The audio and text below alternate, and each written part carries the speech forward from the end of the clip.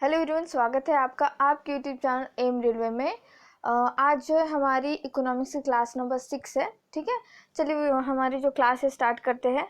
कल मैंने सारी क्लासेस ऑफ रखी थी। मैं ऐसी आशा करती हूँ, आई होप कि आप लोगों ने रिवीजन कर लिया होगा, बिकॉज मैंने जो है पीडीएफ आप लोगों को प्रोवाइड कर दिए थे पूरे 5 लेक्चर्स के। ठीक है, आपने रिवीजन करना ज़रूरी है, क्योंकि इकोनॉमिक्स ऐसा सब्जेक्ट होता है, आप अगर पीडीएफ से पढ़ोगे भी, ठीक है, आपको अगर मैं पीडीएफ तुरंत भी दे दूं तो आपको समझ में नहीं आएगा। कोई ना कोई ऐसा अच्छा टीचर चाहिए जो आपको अच्छे से पढ़ाता हो। सेकेंडली, आप पढ़ने के बाद उस टीचर से उसका रिवीजन करते हो। ठीक है, रिवीजन अच्छे से करना है। मेरा जनरल नॉलेज का जो ई बुक है, आपने अगर नहीं खरीदा है तो खरीद लेना, और जिन लोगों ने खरीद रखा है प्लीज़ इसका रिवीजन करना स्टार्ट कर दीजिए, जिसमें हमने history, Indian history, geography, Indian polity, economics और जनरल नॉलेज प्रोवाइड कर रखा है। ठीक है, तो अच्छे से पढ़ना है और इस एग्ज़ाम को क्रैक करना है। चलिए स्टार्ट करते हैं। तो देखो, हमने अभी तक कितने पॉइंट्स कंप्लीट कर रखे हैं इकोनॉमिक्स में। इंट्रोडक्शन कंप्लीट कर लिया, बजट एंड टैक्सेशन कंप्लीट कर लिया, इन्फ्लेशन कंप्लीट कर लिया, टाइप्स ऑफ मार्केट कंप्लीट कर लिया। आज हम देखेंगे LPG policy and types of economics. ठीक है, क्या देखेंगे हम? LPG policy and types of economics. चलिए स्टार्ट करते हैं। देखिए, यहाँ पर जो कुछ पॉइंट्स है, जैसे कि 5 ईयर प्लान जो है, पंचवार्षिक योजना, ये भी इंटरलिंक करती है एलपीजी पॉलिसी से, बट उसको हम थोड़ा आगे के लिए एक्सटेंड कर रहे हैं, क्योंकि मैं कोई भी सब्जेक्ट जब पढ़ाती हूँ तो उसका एक इंटरलिंकिंग होता है। एक इंटरलिंकिंग नहीं, अगर कह सके तो कहानी होती है। ठीक है, मैं पूरा कहानी की तरह पढ़ाती हूँ, कुछ भी पढ़ाओ। आपने अगर मेरा पॉलिटी के भी क्लासेस देख रखे होंगे तो आपको पता होगा, मेरे अगर आप बहुत पुराने स्टूडेंट हो तो आपको पता होगा कि मैं जब भी कुछ भी पढ़ाती हूँ, जैसे हिस्ट्री ही नहीं जो कि मैं स्टोरी की तरह पढ़ाती हूँ, मैं नॉर्मली कोई भी सब्जेक्ट जो है स्टोरी की तरह पढ़ाती हूँ। क्या होता है ना, जब आप स्टोरी की तरह पढ़ते हो, मेन ये जो क्वालिटी होती है यूपीएससी एस्पिरेंट्स में होती है, वो लोग बहुत ज़्यादा पढ़ना होता है। ठीक है, अल्टीमेटली बहुत ज़्यादा पढ़ना होता है, and I am the one जिसने यूपीएससी की प्रिपरेशन कर रखी है। तो डिटेल में इतना पढ़ना होता है हम लोगों को कि हम क्या करते हैं, उसका स्टोरी बना देते हैं, और या फिर उसका कॉन्सेप्ट इतना क्लियर कर लेते हैं कि बाद में कन्फ्यूजन हो ही ना। ठीक है, बाद में कन्फ्यूजन हो ही ना। तो इस तरह की चीज़ें होती है, और मैं जब भी पढ़ाती हूँ बहुत डिटेल में पढ़ाती हूँ। मैं ऐसे कटौती करके मेरे को नहीं आता है वो पढ़ाना। ठीक है, अगर आपको कोई पढ़ा रहा है, आपको अगर कोई बोल रहा है कि मैं 1 घंटे में पढ़ा दूंगा पूरा इकोनॉमिक्स, वो आपके साथ खेल रहा है। मत पढ़िए। पढ़ते भी हो तो अच्छे से फिर अपना रिविजन करो, अपने रिस्क पर पढ़ो। समझ में आ गया? तो चलिए स्टार्ट करते हैं। LPG policy and types of economy. LPG क्या है? ये है लिबरलाइजेशन, प्राइवेटाइजेशन, ग्लोबलाइजेशन। 1991 का टर्म है ये, वो थोड़ा आगे देखेंगे। उसके पहले देखना है टाइप्स ऑफ इकोनॉमिक्स। ठीक है, टाइप्स ऑफ इकोनॉमिक्स। इकोनॉमिक्स के कितने जो है टाइप है? जैसे 3 टाइप्स है, there are 3 types of economy. Socialist मतलब समाजवादी इकोनॉमी, कैपिटलिस्ट मतलब पूंजीवादी इकोनॉमी, मिक्स मतलब मिश्रित इकोनॉमी। तो देखो, सोशलिस्ट इकोनॉमिक का एग्जाम्पल यहाँ पर दिया गया है रशिया, नॉर्थ कोरिया, चाइना। अब सोशलिस्ट इकोनॉमी में क्या होता है एक्चुअली बच्चों, यहाँ पर जो भी कोई ऑर्गेनाइजेशन है, जो भी कोई कंपनी है, वो पूरी की पूरी तरह, ठीक है, टोटली उसमें जो शेयर होंगे या फिर उसके अंदर जो भी कुछ चेंजेस करना है, रूल्स एंड रेगुलेशन, वो पूरा गवर्नमेंट करता है। ठीक है, गवर्नमेंट ही उसका माई बाप होता है उस ऑर्गेनाइजेशन का, या फिर उस इकोनॉमिक का, पूरे के पूरे देश के इकोनॉमिक के लिए वो गवर्नमेंट ही उसका माई बाप है। अब देखिए चाइना में क्या चलता है, अगर वो चाहे, ठीक है, मतलब वो चाहे तो जो भी न्यूज़पेपर कल छपने वाला है उसके हेडलाइंस वो चेंज कर दे।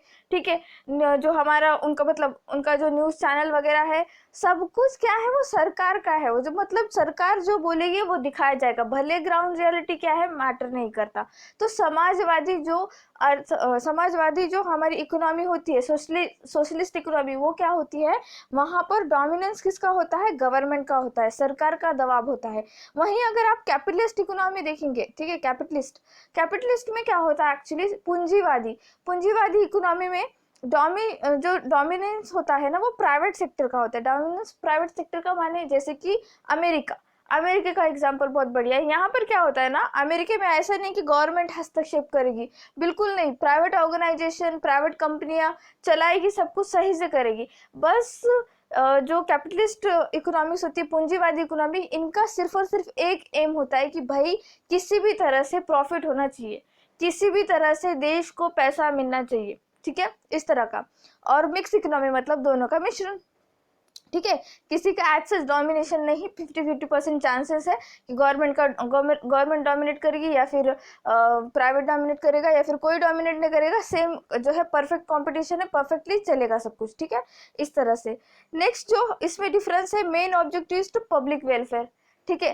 अब जो सोशलिस्ट चीज है, सोशलिस्ट समाजवादी इकोनॉमी है, इसका मेन जो ऑब्जेक्टिव है, इसका मेन उद्देश्य क्या है कि उसके जनता का हमेशा से कल्याण होना चाहिए, ठीक है, हम हमेशा से उसके जनता का कल्याण होना चाहिए।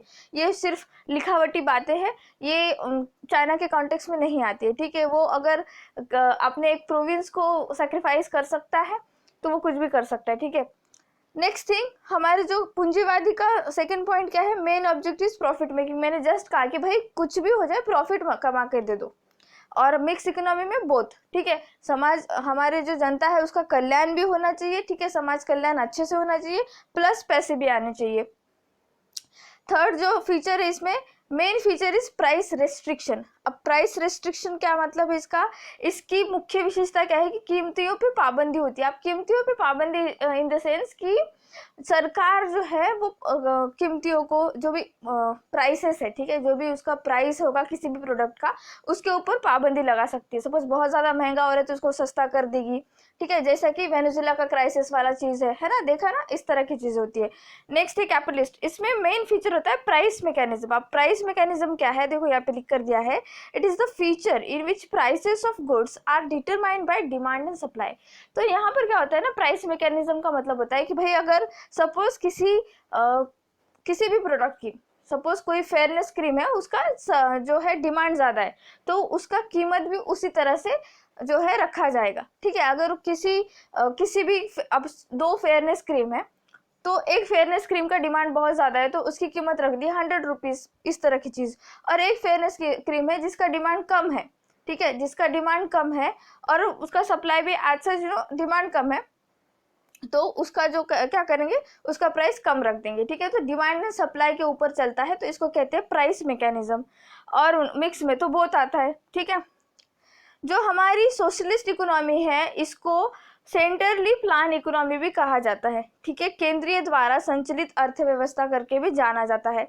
और हमारी जो कैपिटलिस्ट इकोनॉमी है, पूंजीवादी इकोनॉमी, इसको कहते हैं लेजी स्फेयर। अब ये हस्ताक्षेप का क्या चीज़ है, ये लेजी स्फेयर एक्चुअली ये एक फ्रेंच वर्ड है, ठीक है, एक फ्रेंच वर्ड है। इसका मतलब क्या होता है कि भाई जो हमारे प्राइवेट सेक्टर है वो इसमें इन्वॉल्व हो सकते हैं, ओके। सेंट्रली प्लान मतलब क्या कि गवर्नमेंट का पूरा अधिकार है उसमें। और मिक्स में, मिक्स इकोनॉमिक को अल्सो नोन एज नेहरूयन, ठीक है, नेहरू जी की इकोनॉमी कहते हैं या फिर ड्यूल इकोनॉमी कहते हैं। और क्वेश्चन क्या बनता है कि इंडिया की इकोनॉमी क्या ड्यूल इकोनॉमी है, तो जी हाँ, इंडिया की इकोनॉमी जो है वो मिक्स इकोनॉमी है, ड्यूअल इकोनॉमी है। मोस्ट इंपॉर्टेंट यहाँ से क्वेश्चन बनता है, एनटीपीसी 2021 में यहाँ से क्वेश्चन बना था, ठीक है। जो इकोनॉमिक्स से बहुत मतलब इकोनॉमी ये जो सब्जेक्ट है इससे अच्छे क्वेश्चन बन रहे, ठीक है। जो आपको पढ़ाया जा रहा है वो बहुत बढ़िया पढ़ाया जा रहा है, तो प्लीज़ अच्छे से ध्यान देना। नेक्स्ट थिंग, अब देख लिया हमने कि 3 टाइप्स ऑफ इकोनॉमी है, कौन से देशों में इस तरह की इकोनॉमी रहती है। जैसे कि समाजवादी इकोनॉमी जो है अभी भी रशिया में है, चाइना में है, नॉर्थ कोरिया में है, मतलब पूरा का पूरा जो हक होगा वो सरकार का होगा। कैपिटलिस्ट इकोनॉमी में जैसे कि साउथ कोरिया है, यूएसए है, कनाडा है, ठीक है, ऐसे जो बड़ी बड़ी देश है, वो जो अच्छी इकोनॉमी जिसकी है, ठीक है, वो जो है पूंजीवादी इकोनॉमी है। नेक्स्ट है मिश्रित इकोनॉमी। मिश्रित इकोनॉमी मतलब जो डेवलपिंग कंट्रीज है, जैसे कि हम इंडिया, बांग्लादेश, नेपाल, ठीक है, जो कि डेवलप होने के इस पर है, मतलब लाइक कि प्रोग्रेस चल रहा है, वर्क इन प्रोग्रेस है, ठीक है, इस तरह की चीज़ें।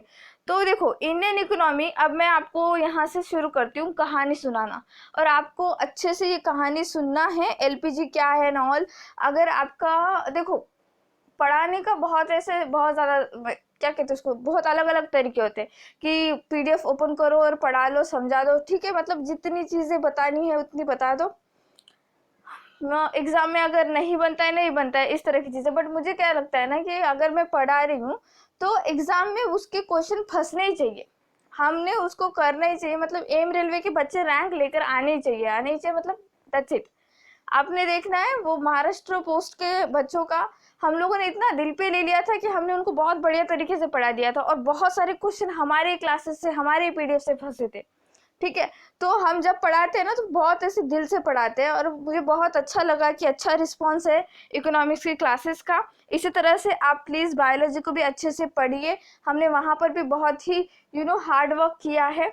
तो हमारे एफर्ट्स को प्लीज़ आप लोग मेरे एफर्ट्स कब सक्सेसफुल होते हैं, जब आप लोग अच्छे से देखते हो वीडियोस, दैट्स इट, ठीक है। तो देखो एक्चुअल में जब हम इंडिया, हमारा इंडिपेंडेंस, ठीक है, हम जब आज़ाद हुए थे 1947 में, 1947 से लेके 1991 तक का जो टाइम था ये बहुत ही ज़्यादा क्रूशियल था इंडियन इकोनॉमी के लिए। और सबसे ज़्यादा और क्रांतिकारी ईयर कौन सा था, तो वो था 1991, ठीक है, 1991। अगर आप देखो, अगर आप हिस्ट्री पढ़ रहे होगे, ठीक है, अगर आप हिस्ट्री पढ़ रहे होंगे तो 1947 को माइंड में रख के पढ़ते हो कि भाई before independence and after independence, ठीक है, हिस्ट्री पढ़ रहे होंगे। पॉलिटी पढ़ रहे होंगे तो 1950 को दिमाग में रखते हो, 1947 को दिमाग में रखते हो, 1947 का पहले का टाइम दिमाग में रखते हो, ठीक है, और 1951 का दिमाग में रखते हो क्योंकि अमेंडमेंट वगैरह हुआ था, इस तरह की चीज़ें हुई थी। बट जब आप इकोनॉमी पढ़ते हो, ठीक है, अर्थशास्त्र जब आप पढ़ते हो तो 1991 बहुत ही ज़्यादा क्रांतिकारी ईयर माना जाता है, मोस्ट इम्पॉर्टेंट माना जाता है। इसको जब हम पढ़ते बिफोर 1991 एंड आफ्टर 1991, क्योंकि देखो 1951 में जो हुआ था, 91 में जो हुआ था, ठीक है, 1991 में जो चीज़ें हुई थी उसको अभी 30 साल कंप्लीट हो चुके हैं, तो इससे क्वेश्चन बनेंगे। इसीलिए मैं इसका एक भी पॉइंट नहीं छोड़ना चाहती, डिटेल में पढ़ाना चाहती हूँ, ठीक है।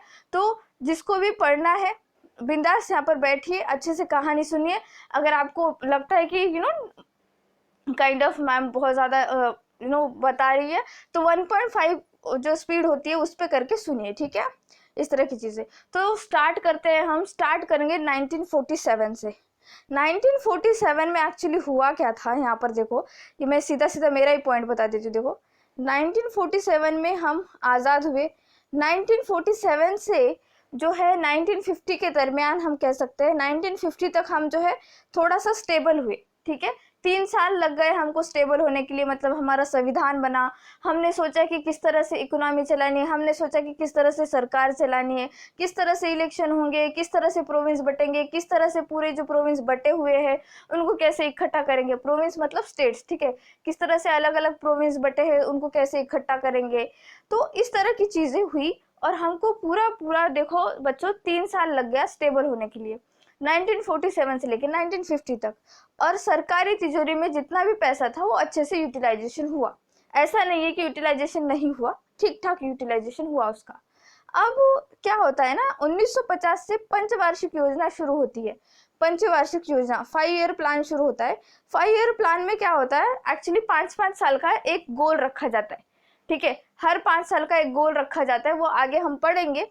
अब वो चेंज करके नीति आयोग वगैरह कर दिया गया है, वो तो अगला चैप्टर है, वो तो बहुत डिटेल में पढ़ाऊंगी, ऐसी कहानी सुनाऊंगी आंखों के सामने सब कुछ ऐसे चलने लगेगा आपको, ठीक है, तो वो तो पढ़ेंगे आगे। अभी देखो 1950 तक क्या हुआ, सब कुछ सही मतलब स्टेबल हुए। 1950 से चालू हुआ हमारा 5 ईयर प्लान।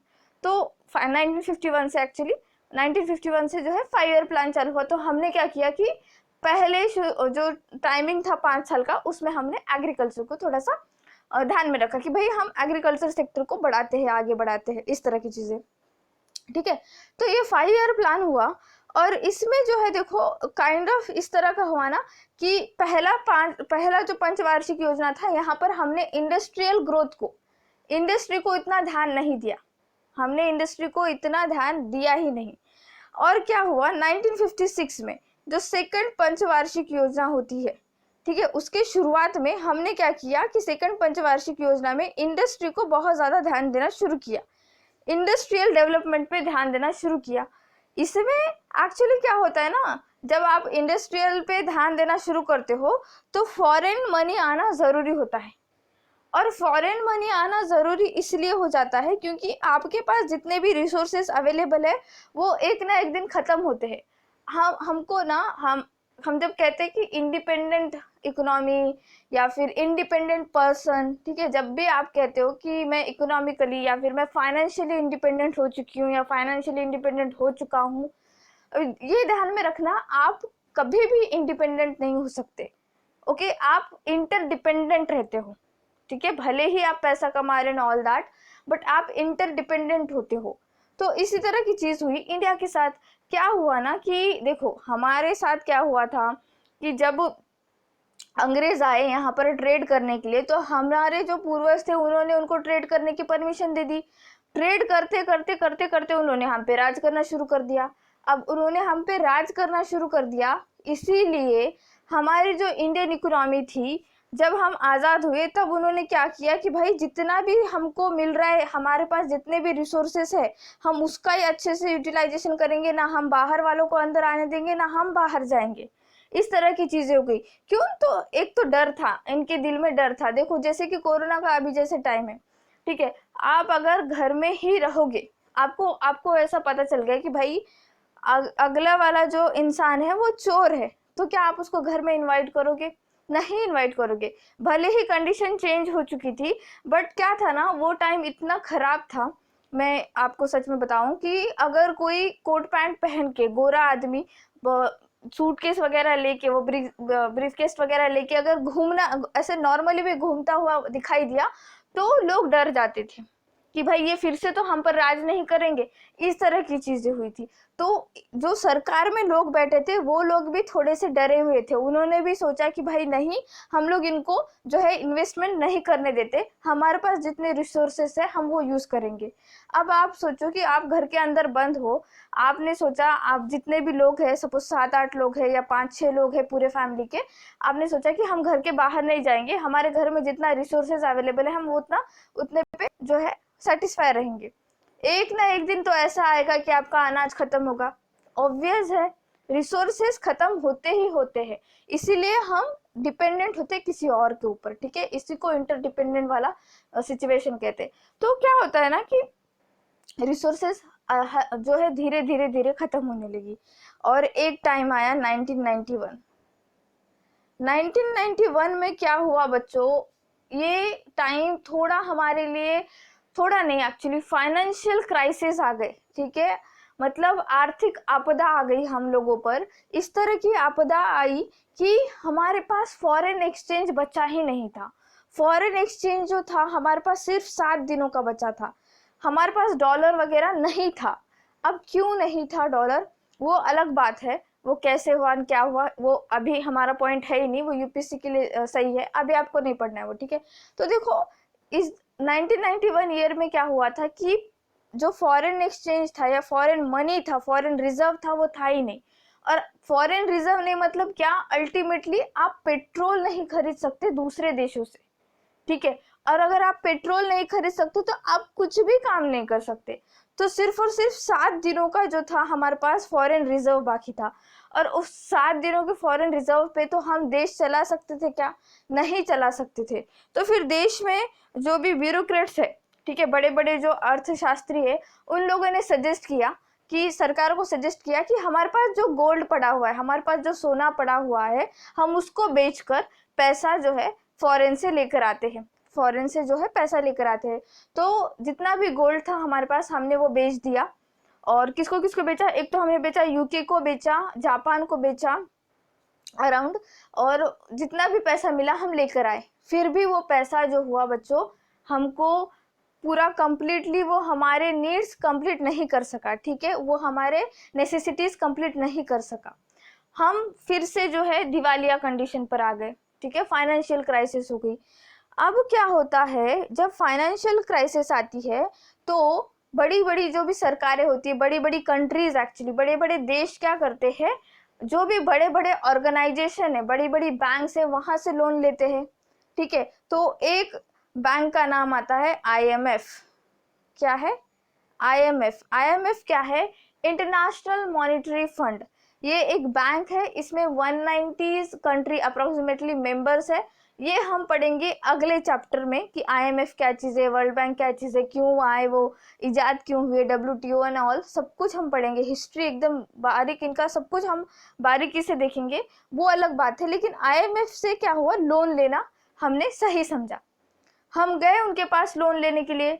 तो IMF एक ऐसी बैंक है बच्चों, ये बहुत ही भयानक बैंक है सच बताऊं, क्योंकि ये इतने कंडीशंस रखती है, और ये ही कंडीशन जो है LPG है, एक इनकी कंडीशन LPG है, वो आगे देखेंगे। तो कहानी यहाँ शुरू होती है कि हम गए IMF के पास कि भाई हमको लोन दे दो। तो हमने मांगा $7 बिलियन का लोन, ठीक है, $7 बिलियन का लोन मांगा हमने, इस तरह से हमने लोन मांगा। तो इन्होंने क्या किया कि ठीक है भाई, हम आपको लोन दे देंगे, कोई बात नहीं, क्योंकि IMF में ना उस टाइम पर 80% शेयर जो था वो अमेरिका का था, ठीक है, किसका था, अमेरिका का था। अल्टीमेटली हमको लोन मिलने वाला था, लोन तो मिलने वाला था, लेकिन IMF की कंडीशंस थे बहुत ज़्यादा, कि वो अलग अलग कंडीशंस रखते थे, और उन कंडीशन में एक कंडीशन थी LPG, लिबरलाइजेशन, प्राइवेटाइजेशन, ग्लोबलाइजेशन, ठीक है, वो हम आगे देखेंगे। लेकिन एक पॉइंट यहाँ पर क्या आता है ना, 1991 में ही इराक ने जो है, सद्दाम हुसैन ने एक्चुअली कुवैत पे कब्जा कर लिया था।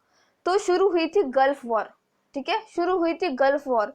तब अमेरिका चाहता था कि इंडिया उनको हेल्प करे, उनके जो भी प्लेन्स आएंगे उनको यहाँ पर रुकने के लिए पेट्रोल जो है हम ही प्रोवाइड करें एंड ऑल, इस तरह की चीज़ें, मतलब उनको जो फ्यूल वगैरह लगेगा वो प्रोवाइड करे।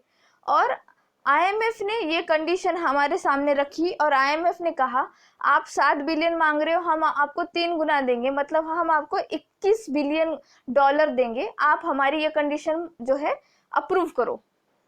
लेकिन इंडिया माना नहीं, क्योंकि देखो 3 टाइम्स ले तो लेते, बट इंडिया का कैसा है ना कि पड़ोसी पहले आते हैं, हम लोगों में ऐसा है ही, हम लोगों की संस्कार बहुत बढ़िया है।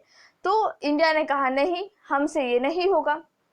हमारे जो है स्वामी जी गए थे, सुब्रमण्यम स्वामी जी और हमारे डॉक्टर मनमोहन सिंह जी, जब भी जो भी इकोनॉमिक्स का जानकार है, इनके लिए ये लोग बहुत ही ज़्यादा मायने रखते हैं, और आज से आप लोगों के लिए भी ये मायने रखेंगे, क्योंकि आपको समझ में आ जाएगा कि भाई ये इंसान नहीं, मतलब ये भगवान का रूप है। इन लोगों ने इतना ज़्यादा जो है ट्विस्ट कर दिया एकदम से, नो क्या कहते हैं, स्विंग कर दिया, एकदम से चेंज कर दी।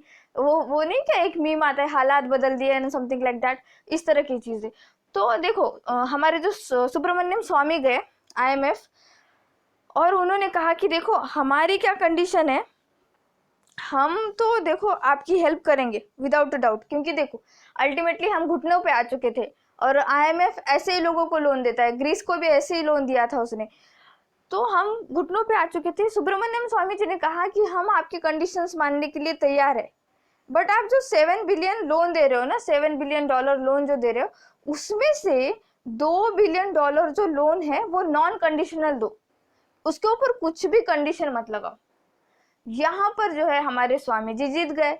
हमारे स्वामी जी जो आउट ऑफ द बॉक्स, हम इंडिया वाले ना हमेशा जुगाड़ू होते हैं, आउट ऑफ द बॉक्स सोचने के लिए हम, मतलब हमारा हाथ कोई पकड़ ही नहीं सकता उस चीज़ों में। तो ये अब आप सोचो कि भाई $2 मिलियन लेके ऐसा क्या कर दिया, बिलियन डॉलर लेके ऐसा क्या कर दिया इन्होंने। देखो जब ये कंडीशनल, इसके ऊपर कोई कंडीशन नहीं है ना बच्चों, तो ये ना पैसा डायरेक्टली आ जाता है, और जो ये 5 बिलियन डॉलर बच रहा था ना, वो टुकड़ों टुकड़ों में आता है, इकट्ठा नहीं आता है। वहीं 2 बिलियन डॉलर जो है वो इकट्ठा आ गया। अब इकट्ठा आ गया तो अल्टीमेटली कुछ तो आया ना खजाने में, पहले तो वो भी नहीं था ना, था क्या, नहीं था, सिंपल। तो यहाँ से शुरू हुई ये कहानी, तो इस तरह से शुरू हुई ये कहानी। IMF ने रखी एक कंडीशन, उसका नाम है LPG। अब LPG यहाँ पर देखते हैं हम लोग, देखो लिबरलाइजेशन, प्राइवेटाइजेशन, ग्लोबलाइजेशन। लिबरलाइजेशन का मतलब होता है हिंदी में उदारीकरण। उदारीकरण इस तरह से कि इंडस्ट्रियल सेक्टर में पहले क्या करते थे हम लोग, इंडस्ट्रियल सेक्टर में बाहर के देशों के लोगों को अलाउ नहीं करते थे, ठीक है, बाहर के जो फॉरेनर्स हैं उनको हम अलाउ नहीं करते थे, उन लोगों पे अलग अलग टैक्सेस लगाते थे, उन लोगों को इतना ज़्यादा कंडीशन कर दिया था कि वो लोग आने से कतराते थे, ठीक है, जैसे मैंने जीएसटी पढ़ाया था, मैंने कहा था कि गुजरात और महाराष्ट्र ने बहुत दिमाग लगाया। उन लोगों ने क्या किया, महाराष्ट्र सरकार ने, गुजरात सरकार ने क्या किया कि टैक्सेस कम कर दिए। टैक्सेस कम करेंगे तो क्या होगा, अल्टीमेटली कंपनियां उनकी ओर भागती चली आएगी, उनको सही से अप्रूवल दे दिया, उनकी लाइसेंस सही से जो है निपटा दिए जल्दी से जल्दी, तो क्या करेंगे, कंपनियां वहां पर बेस बसाएगी। इसीलिए जो है ये दो स्टेट जो है रिच स्टेट माने जाते हैं, इनके पास पैसा बहुत है ऐसा माना जाता है। तो इस तरह की कंडीशंस उस टाइम पे हुआ करती थी कि जो हमारा एलपीजी है, एलपीजी में जो फर्स्ट वन है लिबरलाइजेशन। तो लिबरलाइजेशन देखो यहाँ पर है ना, जो एलपीजी है ये रिकमेंड किया था डॉक्टर मनमोहन सिंह जी ने, then prime minister of us. तो ये हमारे प्राइम मिनिस्टर भी रह चुके हैं, आरबीआई के गवर्नर भी रह चुके हैं और फाइनेंस मिनिस्टर भी रह चुके हैं। किनके टाइम पे, पीवी नरसिम्हा राव जब हमारे प्राइम मिनिस्टर थे उनके टाइम पर। ठीक है, तो देखो लिबरलाइजेशन जो है it refers to removal of restriction which were impose on industries before 1991। तो जो रेस्ट्रिक्शंस थे, उदार होना मतलब क्या, खुले दिल से एक्सेप्ट करना। ठीक है, इस तरह से समझो, खुले दिल से एक्सेप्ट करना कि भाई आजा तू भी काम कर, हमको भी पैसे कमा कर दे, हमारे जो इंडियंस है उनको भी पैसे कमा कर दे, तू भी प्रॉफिट लेके जा, इस तरह की चीजें। तो सबसे पहला जो काम हुआ लिबरलाइजेशन में, एंड ऑफ लाइसेंस। ठीक है, हर एक बिजनेस करने के लिए लाइसेंस अप्रूवल होना चाहिए था उस टाइम पर। ठीक है, अगर आपको नॉर्मल सा भी आईटी इंडस्ट्री भी जो है ऑर्गेनाइज करनी है, आईटी इंडस्ट्री इस्टेब्लिश करनी है, तो उसके लिए भी लाइसेंस चाहिए था। बट उस टाइम पे क्या किया गया कि इस तरह की जो चीजें हैं, मेडिकल छोड़कर और लिकर प्रोडक्शन का छोड़ के, ठीक है, अल्कोहल इंडस्ट्री छोड़कर और मेडिकल इंडस्ट्री छोड़कर बाकी जितने भी इंडस्ट्रीज है उनको जो है लाइसेंस फ्री कर दिया गया कि भाई तुम लोग इस्टेब्लिश करो। अल्टीमेटली पैसा चाहिए था ना, गवर्नमेंट को क्या चाहिए था, पैसा चाहिए था। और पैसा कैसे आता, जब लोग इन्वेस्टमेंट करते। ठीक है, नेक्स्ट थिंग क्या है, फ्रीडम इन फिक्सिंग प्राइसेस। अब जो मैंने जस्ट कहा कि सोशलिस्ट टाइप की हमारी इकोनॉमी थी पहले सोशलिस्ट टाइप की इकोनॉमी मतलब कि पैसों का भाव सरकार ही डिसाइड करती थी। बट यहाँ पर क्या हुआ कि पैसों का भाव वो कंपनी डिसाइड कर, सॉरी पैसों का भाव नहीं, सॉरी वो प्रोडक्ट का भाव जो है सरकार डिसाइड करती थी। बट अब क्या हुआ कि 1991 के बाद कि तुम ही डिसाइड करो क्या करना है, तुम्हारा प्रोडक्ट है, कितना पैसा लगा, क्या लगा, उसके हिसाब से, प्रॉफिट के हिसाब से आप प्राइस डिसाइड कर सकते हो। नेक्स्ट क्या है, freedom in expansion and contraction of business. ठीक है, यहाँ पर देखो कि आपका बिजनेस एक्सपांड करने का, आपका जो उद्योग है वो बढ़ाने का, या फिर आपका उद्योग जो है उसमें छूट देने का सारा अधिकार आपको ही दिया गया है जिसका उद्योग है। ठीक है, ये बात आती है लिबरलाइजेशन की। और हम लिबरलाइजेशन का जैसे ही दरवाजा खोलते हैं ना बच्चों, तो देखो लिबरलाइजेशन का दरवाजा खोलते तो प्राइवेटाइजेशन भी होता है और ग्लोबलाइजेशन भी होता है। कैसे, जैसे कि पहला ही पॉइंट देखो कि आपने अगर लाइसेंस ही निकाल दिया तो क्या होगा, प्राइवेट सेक्टर में जो भी कंपनी है जिसके पास पैसा है वो क्या करेगी कि भाई सपोज टाटा है, ठीक है, टाटा स्टील कंपनी है, उसने क्या सोचा कि हमारा जो है टाटा स्टील का तो बिजनेस है ही है, बट अब सरकार तो लाइसेंस उठा रही है, तो हम क्या करते हैं, आईटी सेक्टर में जाते हैं। हम क्या, आईटी सेक्टर में जो है अब फ्यूचर है, स्कोप है, आईटी का जो है कंपनी निकाल दीजिए। फिर कोई रिलायंस वाली कंपनी सोचो कि वो अलग अलग जो है अपने एक्सपांशन कर रही है, ठीक है, अपने जो है अलग अलग ब्रांचेस बना रही है, इस तरह की चीजें। तो लिबरलाइजेशन जैसे ही होता है ना, तो प्राइवेटाइजेशन ऑटोमेटिकली उसमें आ जाता है। अब प्राइवेटाइजेशन जो रेफर किया जाता है is to giving entry to private sector where there were monopoly of government. हमने मोनोपोली पढ़ा ना, एकाधिकार, जहां पर सरकार का एकाधिकार था वहां पे प्राइवेटाइजेशन करेंगे तो प्राइवेट जो भी कंपनियां हैं, प्राइवेट जो भी इन्वेस्टर्स है वो आएंगे और जो है एक तरह का कंपनी वगैरह इस्टेब्लिश करेंगे। ठीक है, तो प्राइवेटाइजेशन में क्या होता है ना, पहला जो स्टेप होता है इसमें कि डिसइन्वेस्टमेंट इन पब्लिक सेक्टर। अब पब्लिक सेक्टर क्या होता है, पब्लिक सेक्टर से जान लो ये सरकारी क्षेत्र होते हैं। ठीक है, सरकारी क्षेत्र होते हैं। किसी भी कंपनी में अगर 51% आपका शेयर है तो आप उसके मालिक हो। ठीक है, किसी भी कंपनी में अगर आपका 51% शेयर है तो आप उसके मालिक हो। तो पब्लिक सेक्टर कंपनी मतलब सरकार की कंपनी, उसमें सरकार का 51% जो होता है शेयर होता है। तो पब्लिक सेक्टर कंपनी में डिसइन्वेस्टमेंट करना, इसका मतलब प्राइवेटाइजेशन करना। आप बोलोगे मैम सरकारी कंपनियों में डिसइन्वेस्टमेंट मतलब पैसा निकाल रही है क्या सरकार? बिल्कुल नहीं, वैसे नहीं कर रही है। डिसइन्वेस्टमेंट मतलब क्या कर रही है कि 100 रुपए का अगर शेयर है तो वो 50 रुपए में बेच रही है, 70 रुपए में बेच रही है।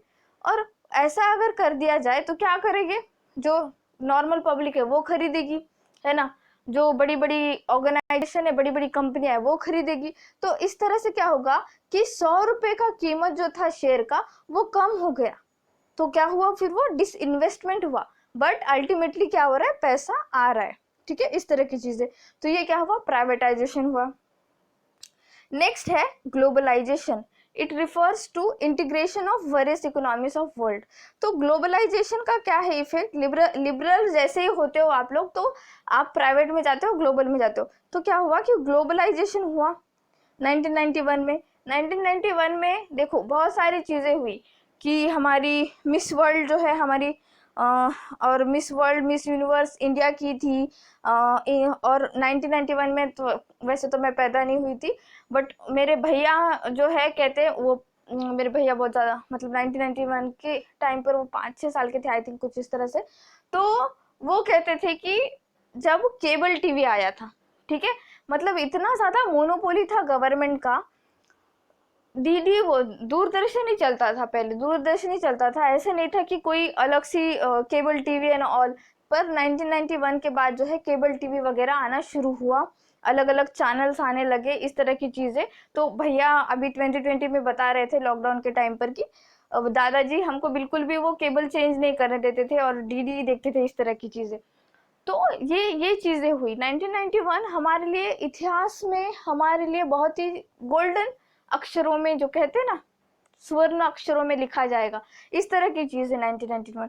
तो यहाँ पर क्या होता है, ग्लोबलाइजेशन हुआ। ग्लोबलाइजेशन में फॉरेन कंट्रीज हमारे यहाँ काम करने लगी, ठीक है, हम बाहर जाकर काम करने लगे, इस तरह की चीज़ें हुई। तो इसमें पहले क्या हुआ कि reduction in export and import duties. Reduction in export and import का मतलब आयात निर्यात पर जो जितना भी टैक्स लग रहा था वो कम कर दिया गया।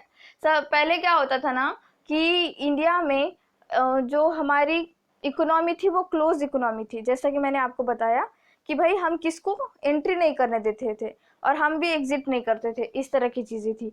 सपोज कोई कॉटन का बिजनेस कर रहा है इंडिया में, ठीक है, और कोई बाहर से कॉटन का अगर शर्ट मंगा रहा है और वो शर्ट अगर 100 रुपीज़ है, तो 100 रुपीज़ में अगर वहाँ पर बन रहा है, मैन्युफैक्चर हो रहा है, सब कुछ हो रहा है, और 100 रुपीज़ उसकी MRP है, बट वो बंदे के पास आते आते इंडिया में वो 300 रुपीज़ का हो जाता, क्योंकि 200% तो उसके ऊपर टैक्स लग रहा है, इस तरह की चीज़ें थी। तो ग्लोबलाइजेशन में क्या होता है कि भाई थोड़ा सा वो लोग क्या करते हैं, रिडक्शन कर देते हैं इम्पोर्ट टैक्स पे भी और एक्सपोर्ट टैक्स पे भी।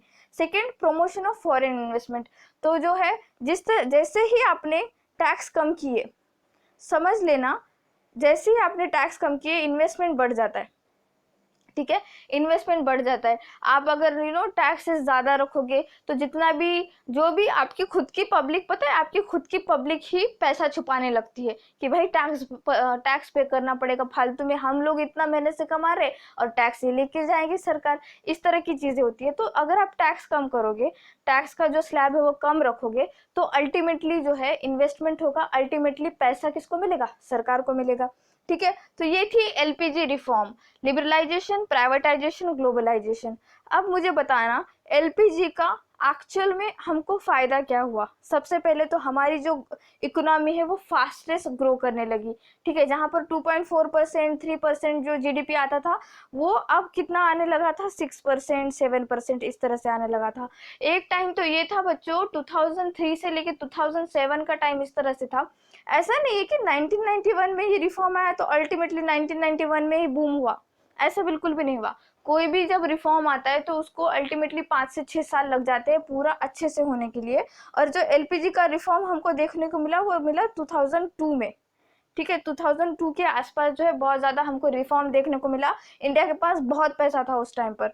2003 की बात है, 2003 और 2007 के बीच में ही अप्रोक्सीमेटली इंडिया में इतना पैसा था कि किसको दे। तो मनमोहन सिंह ने ही जो है एक रिकमेंडेशन दिया था कि स्टील प्लांट्स जो है हम अच्छे से बनाएंगे, स्टील इंडस्ट्री को ऊपर लाएंगे। तो इन्होंने क्या किया कि स्टील इंडस्ट्री जो भी है उनको पैसे देना शुरू कर दिया, लोन देना शुरू कर दिया। और जो है इसी टाइम पर अप्रोक्सीमेटली लोन देना वगैरह शुरू किया। बट 2008 में क्राइसिस आ गए, अमेरिका की जो इकोनॉमी है वो पूरी तरह से गिर गई। तो अल्टीमेटली फिर क्या हुआ कि जो भी स्टील प्लांट्स को हमने पैसा दिया था वो भी हमारा पूरा डूब गया। तो फिर सरकार ने पूछा कि भाई हमारे पैसे दे दो, हमने तुम पर इन्वेस्ट किए थे। तो फिर वो बोलने लगे माई बाप हमें माफ कर दो, क्योंकि हमारे पास ही पैसे नहीं है, पूरा जो है इकोनॉमी कोलैप्स हो चुका था। तो इस तरह का क्राइसिस हुआ था।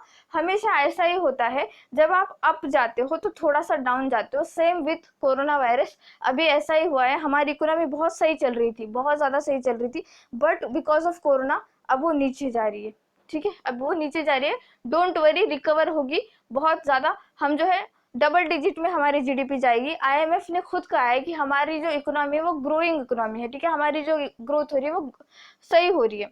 ठीक है, तो जो एलपीजी रिफॉर्म है, लिबरलाइजेशन, प्राइवेटाइजेशन और ग्लोबलाइजेशन, तो इसका पॉजिटिव इम्पैक्ट क्या हुआ कि हमारी इकोनॉमी बढ़ने लगी, फास्टेस्ट बढ़ने लगी। इन्फ्लेशन रेट कम हुआ, महंगाई क्या हुई, कंट्रोल में आने लगी। महंगाई कंट्रोल में आने लगी, अल्टीमेटली क्या क्या मतलब होता है कि मार्केट में पैसा आने लगा, लोग खरीदने लगे। ठीक है, नेक्स्ट क्या हुआ कि एक्सपोर्ट जो है इंक्रीज हुआ। एक्सपोर्ट माने हिंदी में निर्यात जो हुआ, इंक्रीज हुआ। यहाँ से गुड्स जो है बाहर देश जाने लगे। सेकेंड थिंग, फॉरेन इन्वेस्टमेंट बढ़ने लगा। एंड फिफ्थ थिंग कि प्राइवेट सेक्टर की ग्रोथ होने लगी। ठीक है, इस तरह की चीजें हुई। अब इसी के साथ साथ ना बच्चों, इसके निगेटिव इम्पैक्ट भी है। क्या है निगेटिव इम्पैक्ट कि हमारे जो पब्लिक सेक्टर ऑर्गेनाइजेशन है, जो हमारे महारत्ना, नवरत्ना, इस तरह की कंपनियां हैं, आपको पता होगा ओएनजीसी की एक प्राइवेट सेक्टर कंपनी भी है, जहां पर प्राइवेट लोग, प्राइवेट इन्वेस्टर्स काम करते हैं। ठीक है, तो हमारे जो पीएसयूज है उनका थोड़ा सा कह सकते हैं कि काइंड ऑफ डिसइन्वेस्टमेंट हुआ है। ठीक है, उनका थोड़ा सा परफॉर्मेंस पुअर हुआ है। फॉरेन रिजर्व्स जो है हमारे यहाँ पे आप एक तरह से कह सकते हो जॉबलेस ग्रोथ हुई है। अब जॉबलेस ग्रोथ कैसे होते हैं, देखो ग्लोबलाइजेशन का यही एक मुद्दा है कि आपका जीडीपी तो बहुत ज्यादा बढ़ता है। आप अगर इस फेज में होंगे कि आप फिलहाल आपके पास जॉब नहीं है और आप पढ़ाई कर रहे हो और आप देख रहे हो कि भाई जीडीपी तो जो हम मैगजीन्स में पढ़ते हैं, हमारे करंट अफेयर्स में पढ़ते हैं कि जीडीपी इतना दिखा रहा है और किसी के पास तो जॉब ही नहीं है। तो ग्लोबलाइजेशन का यही इफेक्ट होता है, या फिर एलपीजी का ये इफेक्ट है, निगेटिव इफेक्ट है कि जॉब जो है वो कम हो जाते हैं, जॉबलेस ग्रोथ होती है। ठीक है, जॉबलेस ग्रोथ होती है। नेक्स्ट थिंग कि इंडस्ट्रियल सेक्टर जो है, इंडस्ट्रियल सेक्टर पे ज्यादा से ज्यादा ध्यान देना शुरू किया एलपीजी की वजह से। तो एग्रीकल्चर जो था हमारा वो पीछे रह गया। ठीक है, हमारे जो फार्मर्स थे वो पीछे रह गए, जो हमारी फार्मिंग इंडस्ट्री थी वो पूरी तरह से पीछे छूट गई। ठीक है, इस तरह की चीजें भी। नेक्स्ट अगर निगेटिव इम्पैक्ट में सोचूं तो हाँ, मोस्ट इम्पोर्टेंट हमारे जो डोमेस्टिक गुड्स है, हमारे जो यहाँ पर जो बनते हैं चीजें मेड इन इंडिया। अभी तो देखो कोरोना की वजह से मेड इन इंडिया जैसे ही हम देखते हैं वो खरीद लेते हैं फटक से, पर पहले ऐसा नहीं था। मेड इन चाइना वाली चीज हमारे हर घर में पड़ी रहती थी, अभी भी है, ऐसा नहीं है कि नहीं है, बट हम थोड़ा सा कॉन्शियस हो गए, हम थोड़ा सा सोचते हैं कि भाई मेड इन इंडिया प्रोडक्ट है, उठा लो, ठीक होगा, सही होगा, इस तरह की चीजें। बट पहले ऐसा नहीं था। तो ग्लोबलाइजेशन का ये इफेक्ट होता है कि आपके जो डोमेस्टिक गुड्स है, आपका जो घर का घर की चीजें है, काइंड ऑफ वो कहावत नहीं है क्या, घर की मुर्गी दाल बराबर, उस तरह की चीजें हो जाती है। अगर मैं आपको कहूँ कि एप्पल का जो है क्या कहते हैं उसको, टैबलेट है, और उससे सेम क्वालिटी का इंडियन मार्केट में और मेड इन इंडिया टैबलेट है, आप नहीं खरीदोगे। आप कहाँ जाओगे, एप्पल की तरफ जाओगे। क्यों जाओगे? क्योंकि वो ब्रांड है, वो एक ग्लोबल ब्रांड है। तो ग्लोबलाइजेशन की वजह से क्या होता है कि डोमेस्टिक गुड्स जो होते हैं, हमारे जो डोमेस्टिक गुड्स है, हमारे जो खुद के गुड्स है, सामान है, वो उसको हम थोड़ा सा इग्नोर करना शुरू कर देते हैं। नेक्स्ट डिसइन्वेस्टमेंट होता है। जैसे कि मैंने कहा, डिसइन्वेस्टमेंट मतलब जो भी एक्चुअल में उसका प्राइस है वो शेयर का, वो उस प्राइस से कम पैसा उसको बेचा जाता है, कम पैसे में उसको बेचा जाता है। तो हमारा जो एलपीजी रिफॉर्म किस वजह से आया कि हमारे पास फॉरेन रिजर्व नहीं था, हमारे पास जो हमारी जो पब्लिक सेक्टर कंपनियां थी वो सही से चल नहीं रही थी, हमारी इंडस्ट्री पूरी तरह से फेल हो चुकी थी, हमारे पास एक तरह से देखा जाए तो इकोनॉमिक क्राइसिस आया था। तो ये पूरा मैंने बहुत बढ़िया तरीके से आप लोगों को बता दिया कि ये था सब कुछ 1991 का रिफॉर्म, जिसमें जो है हमारे मनमोहन सिंह ने बहुत बढ़िया काम कर रखा है। इन्होंने एक तरह से जो है वो पहले तो देखो लिबरलाइजेशन तो हम कर चुके थे, बट इन्होंने क्या किया ना, ग्लोबलाइजेशन में बहुत ज्यादा काम किया। इन्होंने नरसिम्हा जी को कह दिया कि देखो सबके लिए हमको दरवाजे खोलने पड़ेंगे। तो नरसिम्हा जी ने कहा तो पहले से ही तो दरवाजे खुले हैं, सारे तो इन्वेस्ट कर सकते।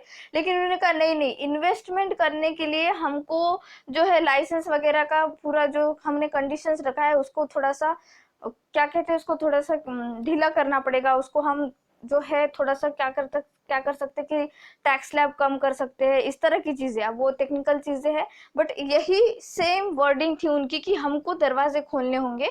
तो नरसिम्हा राव जी की भी वर्डिंग थी कि दरवाजे तो पहले से खुले हैं, इस तरह की चीजें। ठीक है, तो इस तरह की चीजें हुई थी। 1991 ईयर हमारे लिए बहुत ही ज्यादा इम्पोर्टेंट है। अलग अलग जो है ऑर्गेनाइजेशन आई, ICICI जो बैंक है, जो प्राइवेट सेक्टर में नंबर 1 बैंक है इंडिया में, वो भी इसी टाइम पर आई थी। ठीक है, तो इस तरह की चीजें होती है। ये था सब कुछ हमारा लिबरलाइजेशन, प्राइवेटाइजेशन, ग्लोबलाइजेशन। आशा करती हूँ कि मैं आपको समझ में आ चुका होगा। ये नहीं आया है तो प्लीज फिर से एक बार वीडियो देखना, फिर भी नहीं समझ में आया तो कमेंट सेक्शन में कमेंट करना। ठीक है, thank you so much for watching. Please subscribe my channel, share this video, like this video and please keep revising. Thank you.